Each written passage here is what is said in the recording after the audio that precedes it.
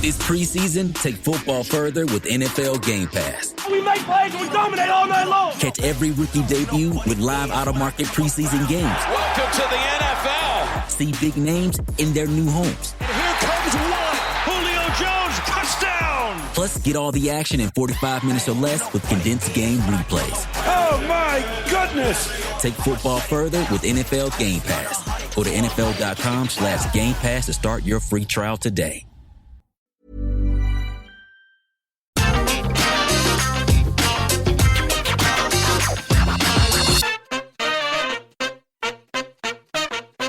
Hello and welcome to the Wednesday Night War preview. I'm Adam Wilborn from What Culture, joined by the Dudley Boys of What Culture to look ahead to tonight's episode of AEW Dynamite. But before we get into it, if you're a fan of this sort of thing, make sure you subscribe to What Culture Wrestling on either iTunes, Spotify, wherever you get your podcasts from, for daily wrestling podcasts where we not only review the Wednesday Night War, and if you want to know our thoughts ahead of NXT, that is available right now. We also review Raw, SmackDown, pay-per-views. We have interviews, roundtable discussions, and a roundup of the week complete with a bloody quiz, of course, on Wrestle Culture. As I said, though, joined by Hamlet and Sidgwick to look ahead to Dynamite tonight with all the fallout from AEW Revolution and, well, a fair bit of pressure on tonight's show, I think it's fair to say, Sid. The big question, of course, how will AEW correct the deathmatch botch, fail, whatever you want to call it? We did a major podcast about this yesterday, which is available right now, What Culture Wrestling, wherever you get your podcast from. But how are you feeling heading into tonight's show, Sid? I'll be quick, not to repeat myself. Of course, you can listen to that podcast wherever you get the podcasts from. I want to make two very quick points because I think people want to hear Hamlet's opinion on this. You heard mine yesterday. But to summarize, in case you didn't, one, humiliation is a major theme of the Jon Moxley story. He was haunted by the pooper scoopers, the gas masks, the inoculations to once again become Jon Moxley. He just couldn't stomach being Dean Ambrose. The idea is that humiliation to Moxley is literally a fate worse than death. So if they can spin it as having Kenny Omega say, all right, well, it's worked out quite nicely for me because I made a tit of you, which is you'd rather get exploded than be embarrassed yet again. So I'm quite happy with it, actually. Eddie Kingston, I'll leave it to him to style it out because I don't know how to do that. But that's my general thought on literally the only approach they can do. Secondly, on a broader level ahead of Dynamite, beyond how all of that gets explained away or whatever, really, really looking forward to Miro not doing what he was been doing. Hangman Page breaking away from Matt Hardy. Team Taz and Sting, separate paths. I'm ready for a refresh. Like a reboot, in effect, for a lot of it. Yeah. Revolution. I didn't think Revolution was a particularly good show. When I sat back and thought it through and I watched a couple of things back, I think the negatives outweigh the positives across the card. But the botch kind of became the conversation anyway. I think it even took the conversation away from the Christian discourse I expected. Like when he came out, and that segment wasn't very good in and of itself, let alone what you thought of the overhype for the under delivery. I was expecting that to be all about the conversation, and then the botch took all of it, which might be to AEW's benefit, because I was just in love with last week's Dynamite. Adored it, incredible. But I don't think the product's been super hot this year. I think it's had moments, great moments, but I don't think it's been super hot. And maybe that card was a little bit of evidence of that. Maybe some of the feuds weren't that great, and some of the matches ultimately couldn't be that great because the feuds weren't that great in the build-up. However, I am really hyped for tonight. This was destined to happen in AEW, this sort of thing. It might not have been an exploding ring botch, but something would have come up where like they'd be given a test, to see how the new, theoretically better wrestling company would do things differently. It's not theoretically, but please carry on. How the subjectively better wrestling company long term would do things. Come on. Well, I tell you what then. All right then. Let's see evidence of them being better tonight. Like Tony Khan, and look, I accept that you have to act in the moment, and I don't hold it against Tony Khan too much for the comments he made in that press conference. The press conference of Vanity Things. We talked about this with Triple H, but the comments he made were like off the cuff. He had to think of something. Kenny Omega's built a dodgy ring. Not bad. Jon Moxley said it. No, what did you expect? Pretty bad. Yeah. Pretty WWE. You can't use an off-the-cuff, panicked, embarrassed response as evidence that it's not a better company than WWE. Totally agree. No, totally agree. There have been 3 days since then, so this won't be panicked and off the cuff, and this will be considered, super considered. I can't imagine anything will have been considered more than how we get out of what happened on Sunday for tonight, which I think is something to be really excited about, because AEW, there's evidence of what happens when they put their mind to fixing things. The nightmare, I can't even remember what it was now. Brandy Rhodes being weird, but Collective. the Nightmare Collective, thank you. I was going to say the Nightmare Family. The Nightmare Collective, the original version, maybe even the second version of the Dark Order, there have been course corrects that suggest that they will have thought about nothing else but fixing this. So, like, get hype, because I think it's going to be pretty cool. My own pitch is probably the more simplistic way out, is that you have Eddie Kingston do the sort of Vietnam flashbacks type thing, that he passed out in the moment rather than because of the actual, the physical effect of the bombs. It was more that just everything, all the blood rushed to his head in trying to save John Moxley, and he was taken out, and he could sell that as well, which is great. If if you're going to put a microphone in somebody's hand to try and get that across, it's Eddie Kingston's. So it wasn't the physical effects, it was the emotional effects. That allows Kenny Omega, he of the I made a prank ring, to mock an anxious millennial, so that becomes the feud with Eddie Kingston, which becomes part of Kenny Omega's character to ultimately build up to the big Hangman Page payoff when he's the guy to dethrone him. Have Kenny Omega be a guy that laughs at men experiencing emotions, because it's only going to help when it comes to the Hangman Page feed. And that's what we saw on Sunday, was men experiencing emotions. That does speak to the sort of the nuances that AEW applies to its booking of top storylines. I think they can get out of this. I really do. You don't want to be seeing too much of, again, those impulsive, but you don't want to be seeing too much of those impulsive blame the audience type remarks. It's like, it's bad form and a bad habit, if nothing else. Sige explained away yesterday on the podcast the lack of a Moxley potentially on tonight's show, and he did take a hell of a beating, regardless of what happened with that explosion. Hamper, would you have Moxley on the show tonight, or would that be it for him until post-baby? I don't know. I really don't know. Part of me thinks that if you keep him off, you've done a more effective job of selling the brutality of the match than the botch did. So in one sense, I can sort of think like that would be a great way to say, well, look, he's missing. Problem is, and I understand why he did it, but in that need to try and defend the horrible end of the pay-per-view, we've already seen video footage of him sitting up and saying, oh man, the guy can't build a ring. Like that. I know that was a fan video, but then AEW thought we need this, so up it went to their YouTube video as well. It's kind of canon that he's fine. So I think that's another thing that you maybe don't want to worry about explaining away if he's not on the show. You've already got things that you need to clean up. I think there might be questions asked about, well, we've sorted his setup. He's okay. Like, where's that maybe? I'm not quite sure on that point before we move on, because the idea of AEW canon is quite amorphous, and sometimes it's weaponized against them in, like, I'm not saying you're doing it in bad faith because it is on the YouTube channel, but people will say, all right, okay, well, it's on the YouTube channel, therefore it's canon, therefore I can bury it. They'll put something on the road to, Jolly didn't build that match well enough. Well, it's on YouTube. So it can go both ways. So just a point to make. Very quickly, Sige, I know you've booked it, as I said, on yesterday's podcast, but is there a possibility they maybe just, say he took a beating, he lost in the match itself, he took a bloody one-winged angel through a chair effectively, and he's going to be a dad soon? They could just openly say, look, I'm just going to take some time off and go and do that. Do you reckon they could feasibly do that instead? That might be the simplest and most economic route out of it, and it will also convince, because as much as we've seen the botch, as much as that botch was always going to deflate it, ultimately it wouldn't insult our intelligence to say he took a beating that warranted a write-off, because he got exploded, he got one-winged angel through a chair, he got lacerated in his forehead. That in old-fashioned pro wrestling is a write-off. So as I said on the preview, again, on the podcast, not to completely ruin it, because there were several points made about the overarching AEW picture as well. Like, he lost an absolute war. That is a excuse for a write-off, and they really should on tonight's show, and they should have done this anyway, irrespective of whether the explosion went off as planned, because it wasn't just about the explosion. They should sell the absolute horrors of that match. Hamlet, you alluded to it earlier regarding Christian Cage, and hopefully, depending on how things go tonight, myself and Michael Sidgwick will do a podcast over the weekend, fantasy booking his future in AEW.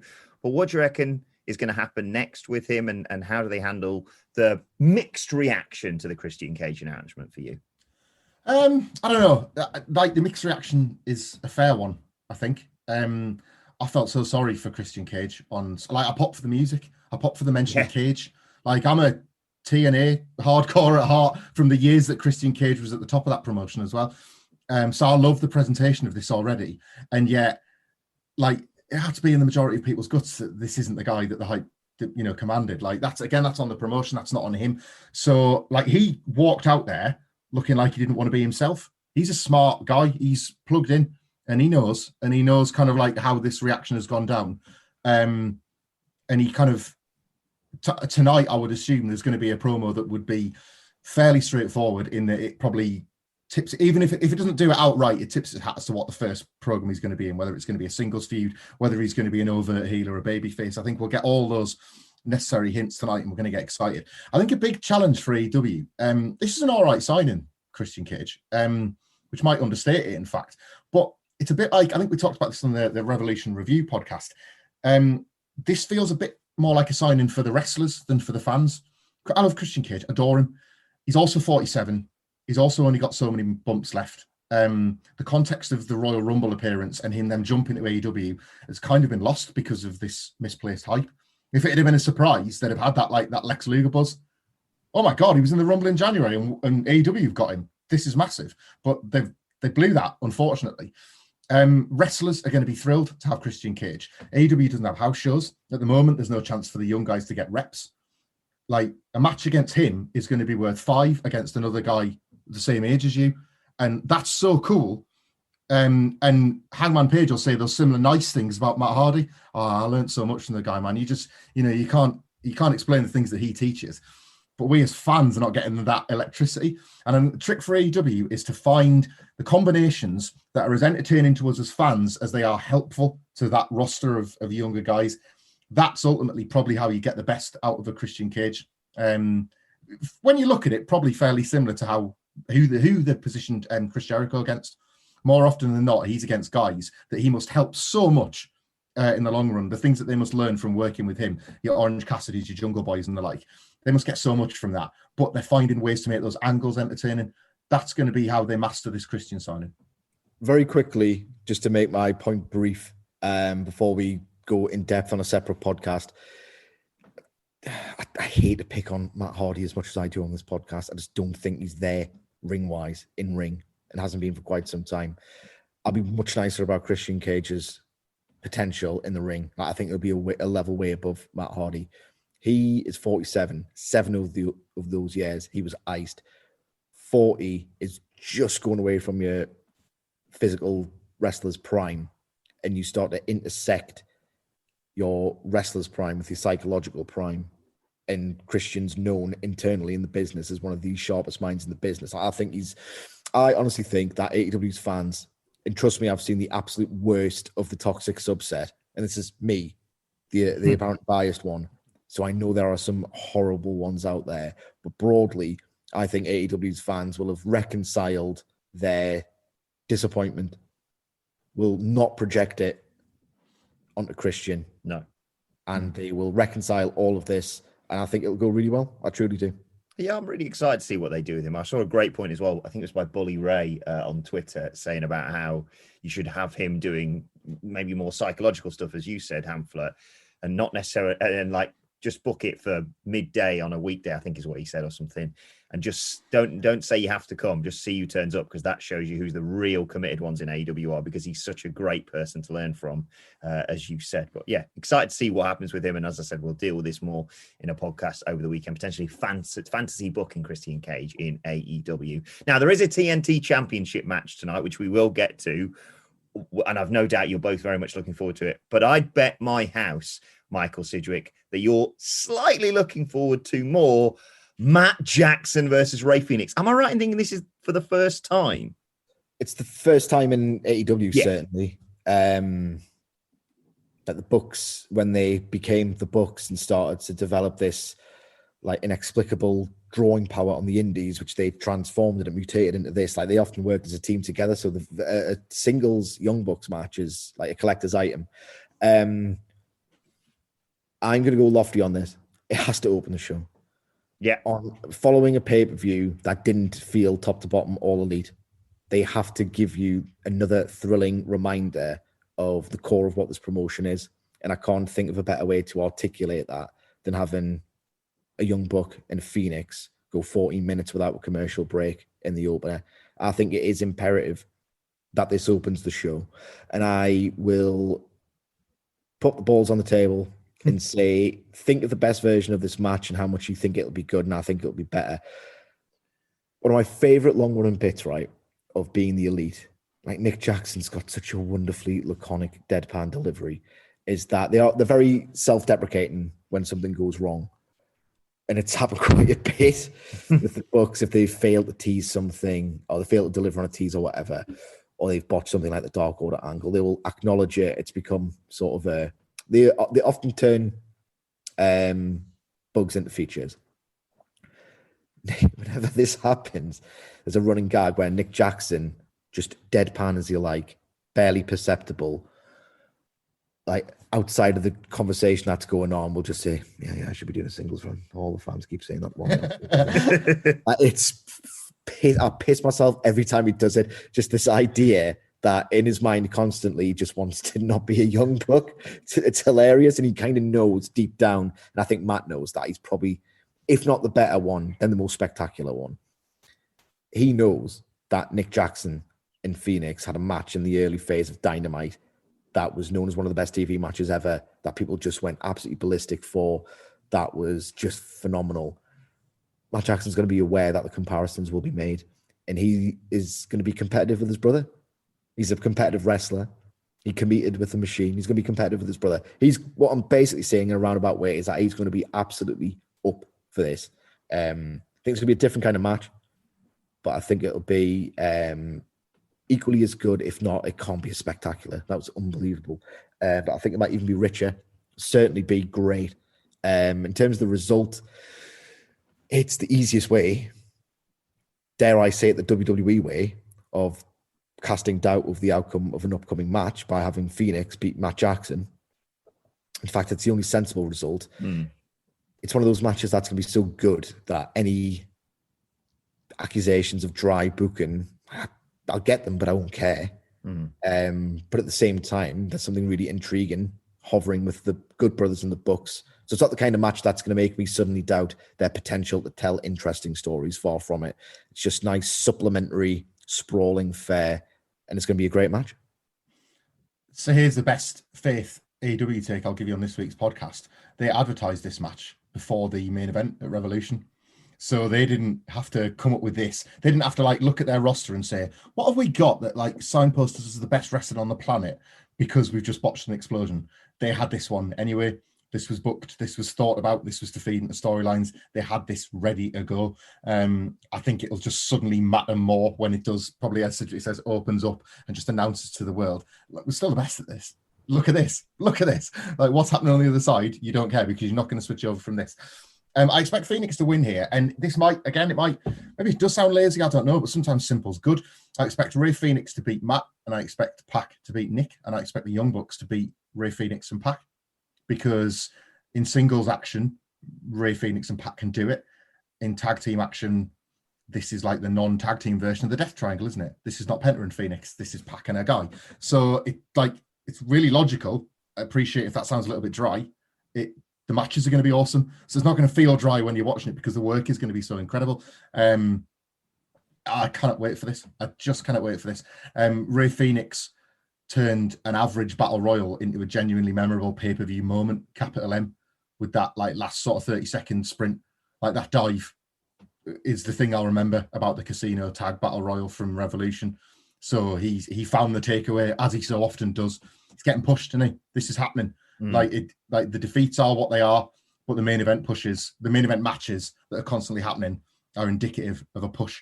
And it might not be now, but it's definitely for later. And I just love the way they're doing it is by just giving him almost like exhibition time every week to be Ray Phoenix. I couldn't welcome that as a push anymore. Because this isn't one of them situations where he can't talk because there's funny segments and there's the use of a translator, which is unique in and of itself. There's ways that they can make that entertaining on its own terms. But in the meantime, you've got the matches, and they do so much of the talking for them. This preseason, take football further with NFL Game Pass. We make plays, we dominate all night long. Catch every rookie debut with live out-of-market preseason games. Welcome to the NFL. See big names in their new homes. And here comes one. Julio Jones, touchdown. Plus, get all the action in 45 minutes or less with condensed game replays. Oh, my goodness. Take football further with NFL Game Pass. Go to NFL.com/Game Pass to start your free trial today. Want the high-stakes stuff? The believe the hype stuff? The criminally good, emotional roller coaster, can't believe what you're seeing stuff? You know, the good stuff. AMC Plus has it all. Obsessed with The Walking Dead? Dive deeper than ever with The Walking Dead Origins, narrated by the cast, before the new season premieres on August 15th. Want to be chilled to the core? Set sail with The North Water, a thrilling Arctic drama starring Jack O'Connell and Colin Farrell. Plus, uncover gripping true crime content ad-free and on demand. Expect the epic with AMC Plus. Sign up today at amcplus.com. AMC Plus, only the good stuff. Before we go any further, though, this podcast is brought to you by paintyourlife.com. They turn your memories into a hand-painted masterpiece you'll cherish for years, all from a simple photo and an affordable price as well. If you want a truly meaningful gift, you've got to try paintyourlife.com. You choose from a team of world-class artists and work with them until every detail is perfect. It's a quick and easy process. You can get a hand-painted portrait in about 3 weeks, and it makes the perfect birthday, anniversary, or wedding gift. And how do I know all this? Because I got them to paint one of the best photos from my wedding, and now it looks even better. It's hanging up in our living room. Every element is spot on, and the quality is unbelievable. Why not try it for yourself with your favourite wrestling image? Trust me, you won't regret it, whether it's someone winning a title or Titus World Slide. And at paintyourlife.com, there is no risk. If you don't love the final painting, your money is refunded,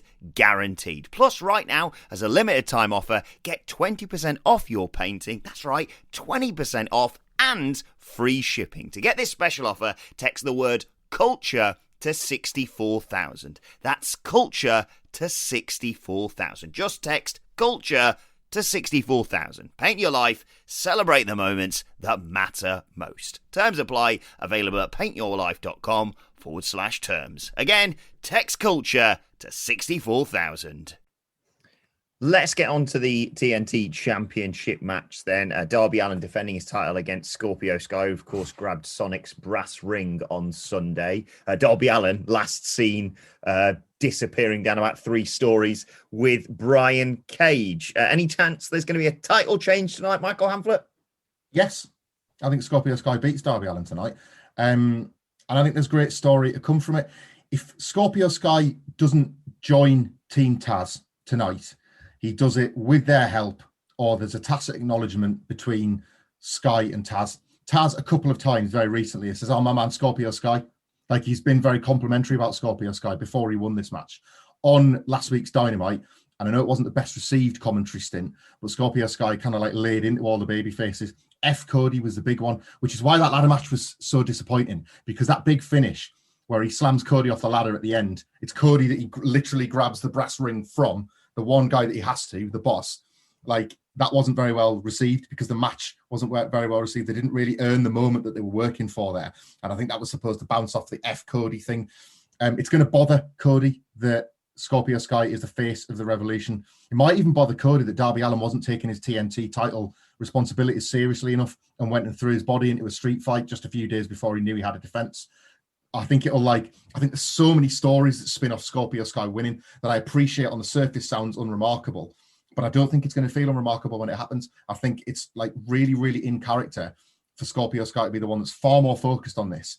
Like, if Darby Allin beats him, having taken the kicking that he took in that street fight, and I know Scorpio Sky was in a ladder match, it's not like he's been just resting up, but like, if Darby Allin beats him when Scorpio Sky got the most momentum and friends there to help him who hate Darby Allin, like, what does that say about Scorpio Sky? Taz's commentary was very much, I think I said it to you on the review, Wilborn, was a little bit like underplaying how hurt he was by the defeat. It was a bit like a football manager saying, right, we'll dust ourselves off. We'll watch the DVD. We'll get back to training on Monday, and we'll go again on Wednesday. And I think he's going to go again on Wednesday through Scorpio Sky. It's an interesting, not like wowed by this match. I think it'll definitely over-deliver. I think the mere existence of Matt Jackson versus Phoenix on this very same card is obviously going to steal one's attention. But it's clever in terms of casting doubt over the outcome, and that they are very clearly, unsubtly, and not particularly well, have all but told you, right, Scorpio Sky's turning heel. That that sharpens your wrestling mind senses, and it makes you ask, well, is he going to do it to unfairly win the TNT title? Or is his failure to win the TNT title going to compel him to go all the way with this and just completely turn heel? So I like that. And I think they need to do something with Scorpio Sky. I think it's very gifted, very low-key funny as well. And I think that can really, and I didn't see it on the commentary booth, but like he's been piss funny before. And I think a heel turn's a better vehicle to get that out of him again. So yeah, I don't know when it's happening, but that is going to inform the drama of the match, because if he teases it throughout, if he starts to gradually cheat, then that'll make you think, right, okay, well, is he going to be a complete dick and steal the match from Darby? You don't know. So I think it's a nice bit of convergence in terms of casting doubt over this outcome. So I'll be into the match, and I think it'll be much better. It was Scorpio Sky. People forget how great he is, because they've been quite fitful with his booking. Yeah. Because he was like one of the major breakout stars of the very first phase of Dynamite, and he's really not done anywhere near a world title match. People forget, yeah, and like the booking and himself, I would say, haven't done quite enough to capture that early promise. But people forget he had that match with Ben Carter, and it was absolutely unbelievable. And that was another reminder, like, this guy's actually great. First guy to pin Jericho in AEW, is that right? He was in that tag match. Lovely bit of booking that. So yeah, I think this match will be like much better than people think. Yeah, I would say, contender for match of the night, but as you say, you look one place above it and you go, no, that's Matt Jackson versus Ray Phoenix. That's so good. 4-star matches across both shows here. Another one of the surprises from Revolution was, of course, Ethan Page being revealed as All Elite as a part of that ladder match. He's demanded a match tonight. He's going up, I think, against Lee Johnson, Sige. What do you think of Ethan Page being a part of AEW? And could the QT Marshall Nightmare family stuff possibly play into this, do you reckon? I mean, that's firmly expected. QT Marshall is going to cost Lee Johnson the win, or how I would do it, because you really want to get Ethan Page over as a guy who can beat, who a guy who's been established. Yes, he's won. He's had his breakthrough moment. So maybe it wouldn't be the worst thing in the world if Ethan Page doesn't defeat him cleanly. But I'd like to see more clean finishes on Dynamite. It wouldn't be the worst thing in the world, because they've positioned Lee Johnson as a guy who's had his breakout moment, but who was it against, realistically? Like Avalon. So it's not this great heft to excuse a bit of nuance with the booking in this potential match. The way I would do it, obviously Ethan Page has to win. Can't go 0-2. Just looks like a bum if he does that. I'd possibly, because QT Marshall's not long for the Nightmare family, berate Lee Johnson after a spirited loss and then do the turn. Ethan Page. It's funny when he buried Ricochet that time. He's got a very, very, very repellent, smarmy quality that I can imagine might make heel magic down the line. And I don't quite think there's, and then the bell rang quality to him, because his work in Evolve particularly drew raves. But at the same time, I thought that ladder match introduction was a terrible way to introduce him. Very clearly not a ladder match guy. And there's a history with him and Cody where they kind of shoot or work shoot, hate each other. So I expect them to do something sooner rather than later. But I just put it this way, I didn't feel anything for his debut. I didn't think it was the right way for him to debut, and I will wait to be impressed by Ethan Page. I feel like it's a kind of unnecessary addition to a show that's already feeling the weight of its own bloat. Without like talking about what Ethan Page did in Evolve or Impact, which again, like my knowledge is limited anyway, but like keeping it isolated to Dynamite, which is the show we're reviewing. I don't know what I don't know about Ethan Page yet. And I think it's because of that debut on Sunday. It's always difficult when the surprise doesn't win. I think that can be quite damaging to a character anyway, because you're the one that had the psychological advantage because you knew what you were doing and nobody else did. And yeah, the match I didn't sort of get any kind of semblance of what he was as a worker and who All Ego was as a persona. I didn't get either of those things from that ladder match that I might have had in, let's say, a mystery opponent singles debut, for example, maybe on this Dynamite. Maybe Lee Johnson throws out the challenge, and because he's excited to be on the roster, and then you get Ethan Page this way. That's fantasy booking now. So, but you can start doing that. Start showing and telling me who All Ego Ethan Page is as a gimmick, as a character, and as a wrestler. It's as good as opportunity to do it as any. Like Lee Johnson's pretty great for a guy that they position as like this. I've only wrestled so many matches, plucky, Nightmare Family graduate, and that. He's better than that, like, characterization. So, like, I'd like to get that. I'd like him to be able to give that to Ethan Page tonight. One of the real highlights of the pay-per-view, Hamflet, was that women's match, Hikaru Shida versus Ryo Mizunami, and the subsequent fallout and the establishment of this new heel stable, Britt Baker, Maki Ito, Rebel, of course, don't want to forget her, and Nyla Rose. I read Rebel, and then I've subsequently seen advertised on Impact Nyla Rose. I assume it's that way around. I assume it's Nyla Rose, Maki Ito, and Britt Baker. It is. Reba's injured. Yes, unfortunately, if she remembers, she's got that leg injury. I love that from Shivani. Oh, she limps when she remembers it from the pay-per-view. They are teaming up to take on the team of Hikaru Shida, Ryo Mizunami, and Thunder Rosa. How do you see this one going down, Hamflet? Well, I think it's going to be great to start with, because the kickoff match on Sunday was fantastic.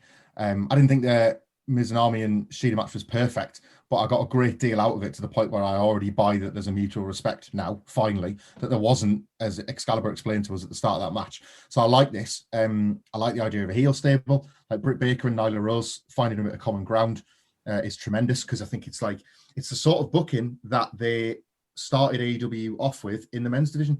They established stables, they established bonds and connections, and they never went to that trouble in the women's division. And that's kind of what we were asking for a long time, was show us that you are treating these divisions the same, even if the rosters are completely different, that you're putting in thought. And it was connections and stables and bonds that made so many of those incredible angles, like when AEW like launched hot effectively, like with the Inner Circle and beyond.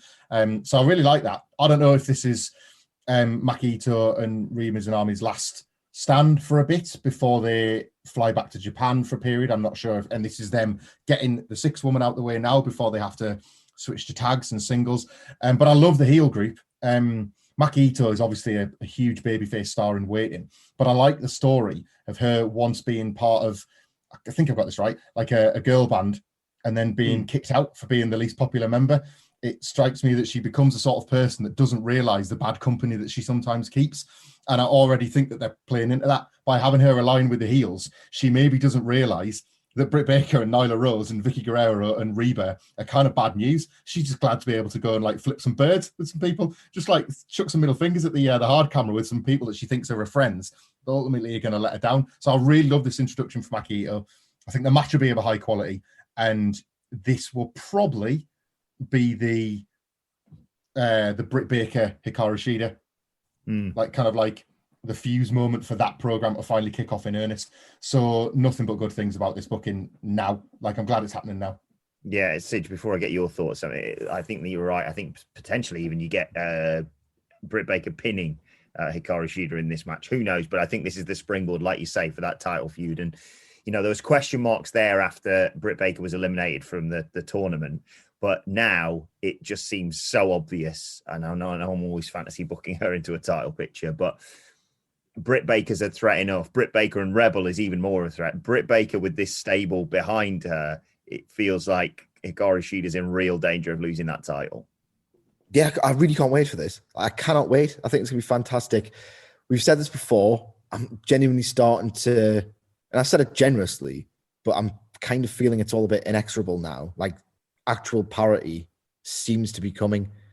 That women's eliminator tournament, I would say, is almost a resounding success. Yeah. In the little maneuvers they played, like reheating Nyla Rose, who's now back in the mix, doing it in such a way that because of how far she went, it was no great shame for Baker. Like, I just thought as a well-booked tournament, it really was verging on the triumphant. They did a incredible. Did you see the 6-woman tag they did on the final on the Japanese bracket? Great. Yeah. What I like about that is that when AEW sees something good and it gets over, they will do it on Dynamite or do it on Dynamite again and continue to do it. This feels like meritocracy, right? They've already done a women's 6-woman tag. Why the hell not? And it was great. This one, I don't think it'll be quite as good. The level of talent's not quite there, but I still think it'll be really, really good. Like, really, really good. Again, they've appeared to have formed a stable. I really hope that sticks around. Again, it's really important in establishing parity. This is all fantastic stuff. And Tony Khan was asked, in addition to that question, another question about, well, when are women going to headline Dynamite? He said, way sooner than you think. I'm very glad you asked. So that has also informed my genuinely felt buzz about how things are actually finally moving forward. And it's just funny that they've got the real talent to do it now, and then it's happening. If they kind of have to do it now, though. That's the thing. There was all these penciled in criticisms and the like last year if you look at the experience of the women they relied on last year, oh God, those conversations were on forever. Those conversations are over now. It's time to do it. Like, what I'm saying now is they've got no excuse at this point. Very quickly, before we get to another one of the most highly anticipated moments on Dynamite tonight, you alluded to it earlier, Sige. What next for Hangman Page? I don't know. I think you're going to get a continuation of his nice time with the Dark Order in some kind of skit. Maybe he buys them a nice present with his winnings. Something like that. It makes sense. Just another nice time for Hangman because, as I've said quite often, we've seen him endure quite a lot. It's a Dark Order and Hangman. The mileage varies on the comedy. Sometimes I like it, sometimes I don't. But I like the babyface. I want nice things to happen to him. So irrespective of whether or not I laugh, I will have a smile on my face, if not a titter in my voice. I tell you what, though, like, he's been a little bit annoying on Twitter recently, but John Silver on Being the Elite was great. His delivery, because the idea is he fancied Anna Jane. I don't really want to see that from wrestlers in 2021, but regardless. And he's like despondent that she was like injured and couldn't be around the lads anymore. And he could not have shown his hand anymore, and it made the delivery. I'm telling you guys, there'll never, ever be a woman who replaces Anna Jay in the Dark Order. Then Maki Ito walks through the door. So I expect they'll do something funny and nice and nothing more. It's with Hangman Page. The most telling thing for me about Revolution was that it didn't have a match that is going to trouble our lists at the end of the year, or it didn't have, maybe, I guess, like, I know, Cedric, you really love the main event, but like as a straight singles match or as a straight tag match, as a wrestling match, I don't think there was anything that topped 4 stars, or however it is that you do your rankings. Personally, for me, I didn't think it had that. The opener was phenomenal. Not phenomenal, but it was just fantastic value. But that's my little variant. I think it was really good. Hangman Page is the guy to have those talking point matches. And he wasn't given an opponent. Again, it always sounds like we're digging out Matt Hardy, but he wasn't given an opponent in Matt Hardy to have that match. It can be fun this week and maybe even next, but really, it's time for them to find the opponent that's like that Hangman Page. It can work to his level, whether that be at Double or Nothing, and you start like teeing up that, because his Dynamite matches are awesome. And I think that was the saddest thing about the Matt Hardy match at the pay-per-view, was that it didn't really reward those people that have watched these Hangman Page singles matches on television, because they're absolutely fantastic. I don't know who that guy is. I'm curious to, again, maybe we get just a hint tonight, rather than like amidst all the comedy and amidst what he does with the money, which you assume is going to be nice and just all stuff like charitable for the Dark Order. Maybe a hint about who that opponent's going to be that gives you that banger match on the next pay-per-view for Hangman. My problem with that, right, and it's not a problem with what you've said at all, but my problem with everything I'm trying to fantasy book for the people I want to see do good things or be tested to see if they can do good things is every single babyface in that promotion, I want to see work Team Taz in some way. Yeah, that's what I was just thinking. Can't work everyone. But like Team Taz versus Dark Orders, beautiful contrast. Like these mean mugging, genuinely tough, hard bastards would sneer at these dorks. That's a nice dynamic. I'd love to see that. But at the same time, I really want to see Ricky Starks work a very specific match, which you'll hear about later if you're a loyal listener to these pods. Finally, we have got the Inner Circle War Council to look forward to tonight off the back of that great match they had with the Young Bucks, losing effort, of course, on the pay-per-view. Michael Sidgwick, is tonight the night? I think we'll sucker punch you with it. I think there's going to be an incident. Mm-hmm. It's a post pay-per-view. There's eyeballs on it. There's the next phase of a story to tell. I think Wardlow, the big babyface turn, happens tonight. I think he's going to get absolutely beat to a pulp. He hasn't really formed any other alliances because he's just the hired muscle of MJF and now the Inner Circle. So I will excuse a big old don't save him, beat down, like bloody him.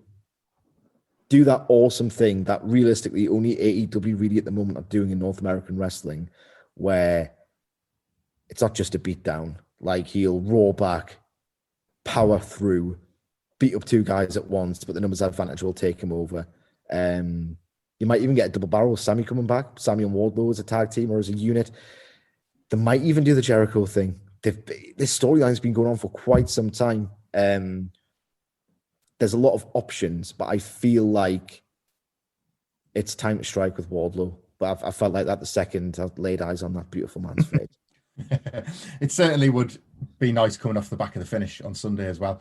I feel like Wardlow maybe has to be like the direct focus. The idea that maybe MJF puts all of the blame on Wardlow and he takes that moment and he kind of gambles on the faith he's got from maybe Proud and Powerful that he's going to have backup. If he screams in Wardlow's face, he's going to have the backup of the Inner Circle to help him. Jericho leaned his elbow on MJF on Sunday in the way that he used to in the Sex Gods. And I thought that was a cute sort of like, come and get me to Sammy Guevara should the day come where like these guys turn on him, so they can reform. I think it has to be one of them.